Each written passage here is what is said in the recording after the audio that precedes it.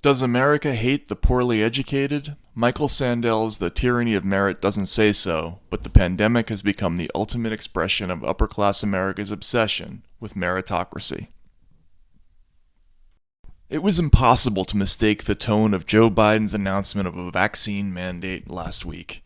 It was an angry speech, which started by explaining that many of us are frustrated with the nearly 80 million Americans who are still not vaccinated, and went on to announce that our patience is wearing thin and your refusal has cost all of us. Biden, not normally one for oratorial effects, even conveyed a sense of barely contained rage by muttering, "Get vaccinated," as he walked off the stage. Enjoying the angry dad vibes from this Biden speech came the cheerful comment of former Justice Department spokesman and MSNBC analyst Matthew Miller. Who'd attracted Biden's anger, the unvaccinated, was clear. The why was more confusing. The president decried how the unvaccinated overcrowd our hospitals, leaving no room for someone with a heart attack or pancreatitis or cancer, a legitimate enough point. But after reassuring those who'd, quote, done their part that just 1 out of every 160,000 fully vaccinated Americans was hospitalized this summer, Biden nonetheless explained that a distinct minority of Americans is causing unvaccinated people to die. He added, "We're going to protect the vaccinated from the unvaccinated co-workers." As many noted, the statements were contradictory. If the vaccine really is that effective, the overwhelming consequences of any failure to get vaccinated will be borne by the unvaccinated themselves. But Biden's speech was as much about directing anger as policy. The mandate was an extraordinary step, but Biden's unique and uniquely strange rhetorical setup, which framed the decision as a way to stop them from doing damage and killing us, was just as big a story. The arrival of COVID-19 has exacerbated a troubling divide that's been growing in America for decades, and is elucidated at length in Michael Sandel's recent The Tyranny of Merit. The book tells a politically unsettling story about meritocracy in America, one that runs counter to prevailing narratives on both the left and the right. Though mention of COVID-19 is limited to a few paragraphs in a new prologue, the pandemic in many ways has become the ultimate test case of Sandel's thesis, that we Americans have become so conditioned to believe that winners deserve to win that we've found ways to hate losers of any kind as moral failures, even when life is at stake, and especially when lack of education is seen as a factor. It's not remotely the same kind of book, but The Tyranny of Merit does follow up on themes in Christopher Lasch's The Culture of Narcissism. Lasch's late 70s premise described American society devolved into a ceaseless, all-against-all competition on all fronts, from the professional to the physical to the social and sexual and beyond. Moreover, Lasch wrote, if the original American dream was imbued with at least some vague ideas that success should be tied to virtues like thrift, discipline, and wisdom, by the disco age, the pursuit of wealth just lost the last few shreds of moral meaning. In the time since Lasch's iconic treatise, though, relentless messaging campaigns emanating from both sides of the political aisle re-emphasized the idea that material success was tied to moral character. Ronald Reagan evangelized the idea that poverty was mostly a deserved state, and government at most owed those who weren't to blame for their own problems. When Bill Clinton came along, he took Reagan's finger-wagging moralizing and recast it in the cheery new technocratic language of global capitalism. "We must do what America does best," Clinton said at his inauguration. "Offer more opportunity to all, and demand more responsibility from all." Clinton's formula was really yin to Reagan's yang. In a world that offered more opportunity, there was now even less excuse for failure. We forget, because the pre-11 world seems so long ago, but Clinton-era editorialists spent much of the late 90s hyping the opportunity gospel. We were told a combination of the internet and an increasingly integrated international economy created vast new worlds of material possibility for those willing to fill the unforgiving minute and run the race. If globalization were a sport, wrote an exultant Thomas Friedman in 1999, it would be the 100-yard dash over and over and over. And no matter how many times you win, you have to race again the next day. One-time labor parties, paradoxically, were the biggest boosters of the new hyper-competitive global economy, whose central feature was forcing Western workers to face off against masses of laborers in China, South Asia, Mexico, and other places where political rights were, shall we say, less of a priority. As the stress on former blue-collar workers intensified, politicians often sold the public on the idea that higher learning was their golden ticket out of the miseries of debt, higher medical costs, and especially social immobility.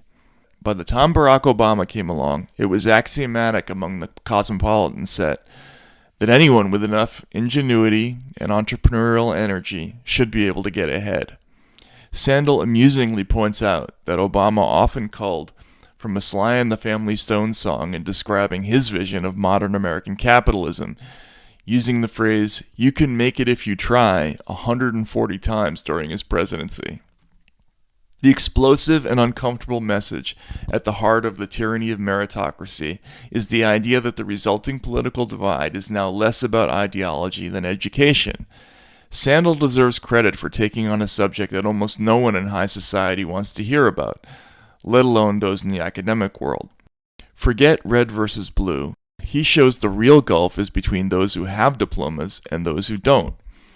The subtext is that people with the right degrees deserve to be rich and have health insurance and good schooling for their kids and dignified work, while those who threw away their books after high school deserve failure in the same way smokers deserve lung disease, especially if they make unsanctioned political choices. From the 1940s through the 1970s, those without university backgrounds reliably voted Democratic, but center-left parties here and in Europe have since become more upper-class in their orientation, while those without diplomas overwhelmingly back right-wing or nationalist parties. Sandel notes that the most conspicuous casualties of recent populist uprisings around the world have been, quote, liberal and center-left political parties, which makes sense given the flipped demographics. The statistics in America on this score are incredible. In the 1992 presidential race, the 30 districts with the highest percentage of diploma-holding voters split evenly between Republicans and Democrats. By the 2018 midterms, all but 3 of them voted Democratic. In 2016, Hillary Clinton did better than Barack Obama in 48 of the 50 districts with the highest percentage of college graduates, but did worse than Obama in 47 of the 50 districts with the lowest percentage. Moreover, university graduates now dominate positions of influence in a way not seen for generations. If, even in the early 1960s, a fourth of all members of Congress lacked a college degree, by the 2000s, 100% of all senators and 95% of House members had one. Also, as Sandel notes, almost no one in a position of power in today's United States knows what it means to have ever had a working-class job. Quote, in the U.S., about half the labor force is employed in working-class jobs, defined as manual labor, service industry, and clerical jobs, he writes. But fewer than 2% of the members of Congress had such jobs before election. Meanwhile, despite the fact that universities are more diverse with regard to race and gender than ever, they remain symbols of iron exclusivity. At Harvard and other Ivy League colleges, Sandel writes, there are more students from families in the 1% than there are in the bottom half of the income distribution combined. He notes that 2/3 of the students at Harvard and Stanford come from the top fifth of the income scale, while, despite generous financial aid packages, fewer than 4% of Ivy League students come from the bottom fifth. Sandel starts his book talking about the great college admissions scandal of 2019, which engulfed 33 parents, including actress Felicity Huffman, in an all-time revolting scheme to bribe a path for kids into prestige schools. One parent paid $1.2 million to get his daughter into Yale on a soccer scholarship, despite the fact that she didn't play soccer. That scandal was about more than a small group of parents wanting to spare their kids what Sandel calls the precarity of middle-class life. Most of the offenders could afford to simply buy affluent futures for their kids, via trust funds if need be. More significantly, they were trying to buy the borrowed luster of merit. Why was that so important? Because increasingly in the last decades, lacking the right credentials began to be seen as an acute moral failing. Sandel calls it the last acceptable prejudice. Credentialism, i.e., looking down at people without certificates and degrees attesting to expertise, status, accomplishment. The author, who teaches political philosophy at Harvard, put it this way: at a time when racism and sexism are out of favor, discredited though not eliminated, credentialism is the last acceptable prejudice.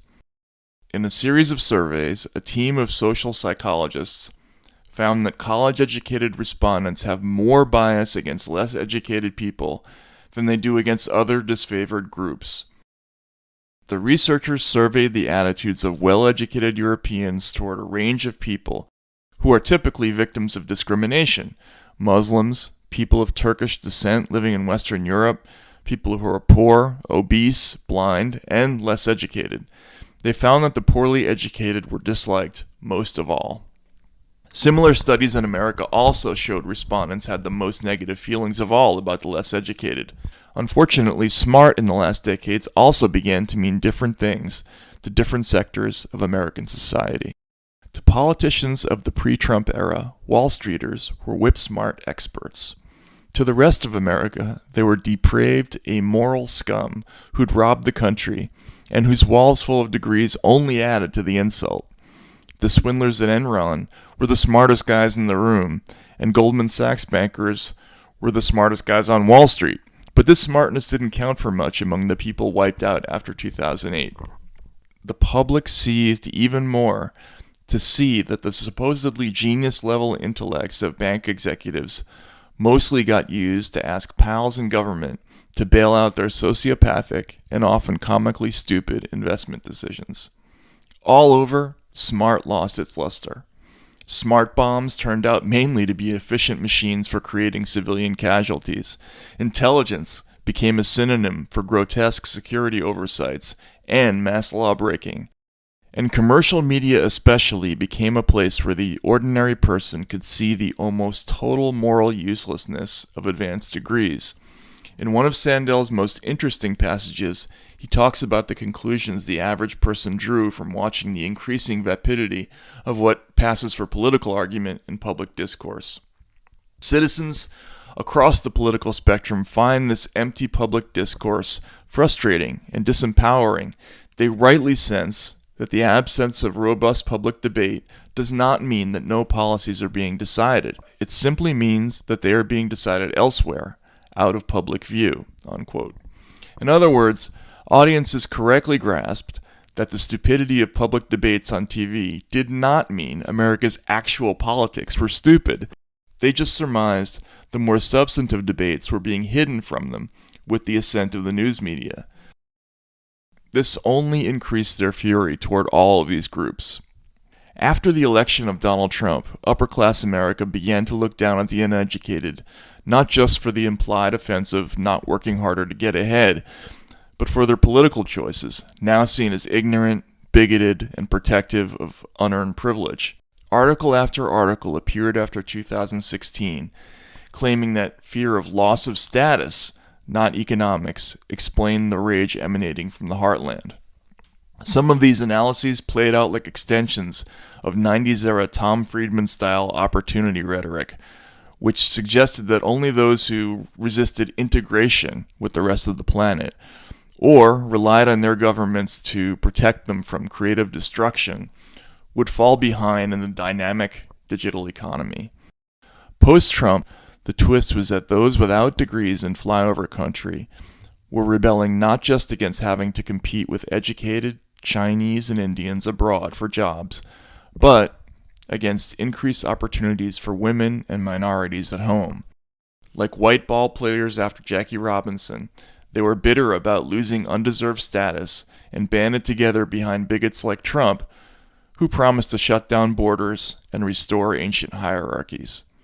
According to Sandel, years of meritocratic messaging turbocharged this political controversy with a miserable trick of basic psychology. Quote, "Protest against injustice looks outward. It complains that the system is rigged, that the winners have cheated or manipulated their way to the top. Protest against humiliation is psychologically more freighted. It combines resentment of the winners with nagging self-doubt. Perhaps the rich are rich because they are more deserving than the poor. As Sandel notes, Trump was wired into these politics of humiliation and never invoked the word opportunity, which both Obama and Hillary Clinton made central, instead of talking bluntly of winners and losers. Interestingly, Bernie Sanders also stayed away from opportunity talk, focusing on inequities of wealth. Trump understood that huge numbers of voters were tired of being told you can make it if you try by a generation of politicians that had not only, quote, not governed well, as Sandel puts it, but increasingly used public office as their own route to mega wealth via $400,000 speeches to banks, seats on corporate boards, or the hilariously auspicious, somehow not illegal stock trading that launched more than one member of Congress directly into the modern aristocracy. The Tyranny of Meritocracy describes the clash of these two different visions of American society. One valorizes the concept of social mobility, congratulating the wealthy for having made it, and doling out attaboys for their passion and wolfing down society's rewards, while also claiming to make reversing gender and racial inequities a central priority. The other group sees class mobility as entirely or mostly a fiction, rages at being stuck sucking eggs in what they see as a rigged game, and has begun to disbelieve every message sent down at them from the credentialed experts above, even about things like vaccines.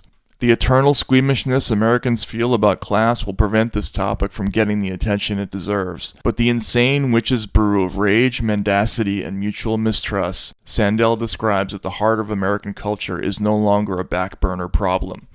Tension over who deserves what part of society's rewards, and whether higher education is a token of genuine accomplishment or an exclusive social right, has become real hatred in short order. In the pandemic age, Americans on either side of the educational divide have moved past rooting for each other to fail. They're all but rooting for each other to die now, and that isn't a sentiment either side is likely to forget.